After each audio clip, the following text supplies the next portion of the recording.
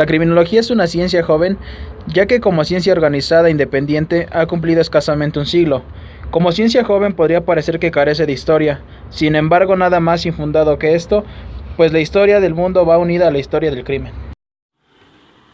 Para llegar a comprender un poco más la nota, tenemos que llegar a desglosar el concepto criminología.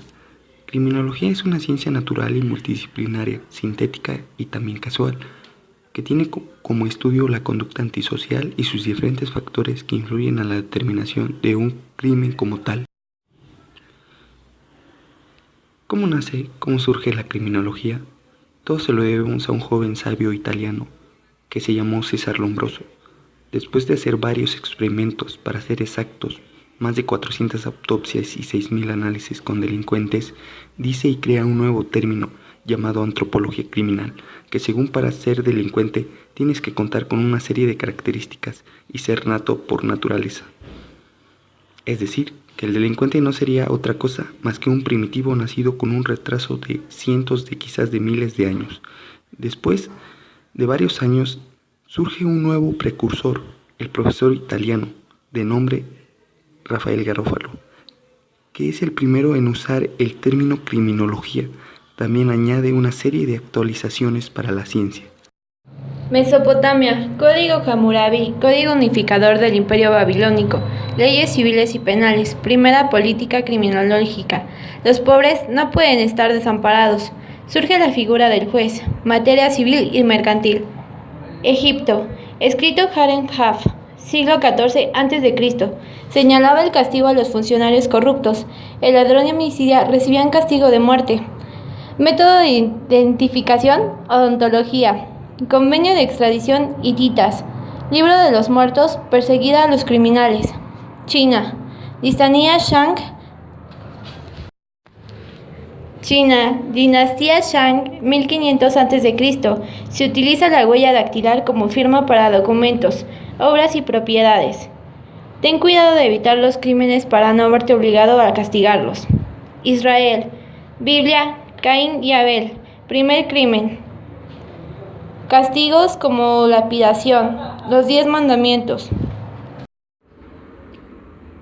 Desde la perspectiva religiosa, lo primero que se sabe del hombre es que violó la ley. Según la Biblia, Yahvé crea al hombre, le ofrece una compañera, lo deja vivir en el paraíso con la única veda de no comer del fruto prohibido de determinado árbol, más del fruto del árbol de la ciencia del bien y del mal no comas, porque en cualquier momento que comas de él, ciertamente morirás. Y del hombre desobedeció, comió el fruto y es expulsado del Edén. Expulsado del Edén, el primer acto trascendental del hombre es un crimen. Caín asesina a su hermano Abel y, estando los dos en el campo, Caín acometió a su hermano Abel y lo mata. La relación de Dios con el hombre se convierte nuevamente en un interrogatorio criminológico. ¿Dónde está tu hermano Abel? ¿Qué has hecho de tu hermano? Todas las religiones mitológicas completan la historia del hombre en el mandato contra desobediencia criminal y víctima y crimen. Pseudociencia es una disciplina que se presenta como científica o que imita las formas de una ciencia, aunque no es reconocida como tal por la comunidad científica tradicional. También tenemos la ufología, que es un ejemplo de pseudociencia. Sus expertos aseguran contar con documentación y haber realizado investigaciones que demuestran la existencia de la vida extraterrestre. Tenemos la criptozoología. Se trata de una pseudociencia que se encarga de buscar animales de especies que no han sido catalogados por la ciencia o que no deberían estar vivos. Tenemos lo que es el Feng Shui. Es un sistema filosófico de China muy antiguo que se basa en la conciencia del espacio que ocupamos. Y por último tenemos la numerología. Esta pseudociencia usa los números para practicar la adivinación. También podemos observar que en los antecedentes de la criminología surgen tres escuelas básicas de ella. La primera, clásica, Creada por Ferri y Beccaria, podemos decir que gracias a esta escuela se dio la terminación a toda la barbarie y la injusticia que el derecho penal representaba. Sus principales postulados son defensa de las garantías individuales. Dice que las penas son sanciones. La sanción va de acuerdo a la criminalidad. La segunda escuela es llamada positiva. Nace a mediados del siglo XIX y su creador es César Lombroso, como reacción a la escuela clásica.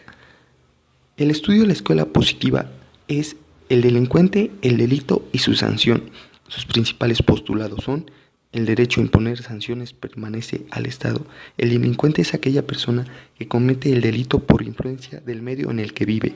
Y también dice, impone la proporcionalidad de la pena. Existe una tercera escuela llamada ecléctica. Esta escuela no es una en sí, sino es una reunión de varias, dando un fuerte equilibrio a las dos antes mencionadas. Su creador es Maggie Ayuminea. Ahora hablemos sobre la mitología griega. Si damos una pasada por la mitología griega, veremos que es altamente criminógena. Encontramos ahí de todo: homicidios, robos, violaciones, etc. Zeus, quien es el padre de los dioses, el más importante, sería un ejemplo de criminal nato. Tiene una fuerte carga de herencia criminal, ya que su abuelo Urano eliminó a sus descendientes, hasta que su madre y esposa Gea y su hijo Cronos, padre de Zeus, lo castraron y derrocaron. Zeus derroca a Cronos, que había devorado a sus demás hijos, y se convierte en dictador. Zeus es un homicida, maniático sexual. Se convierte en toro para violar a Deméter y Perséfone y Europa. Se transforma en cisne para seducir a Leda. Toma la forma de anfitrión para poseer la esposa de este. Cae como lluvia de oro sobre Danae. Incestuoso. Se casa con sus hermanas Hera y Deméter. Homosexual, rapta a Geménides. Y así podemos seguir un largo relato sobre los dioses.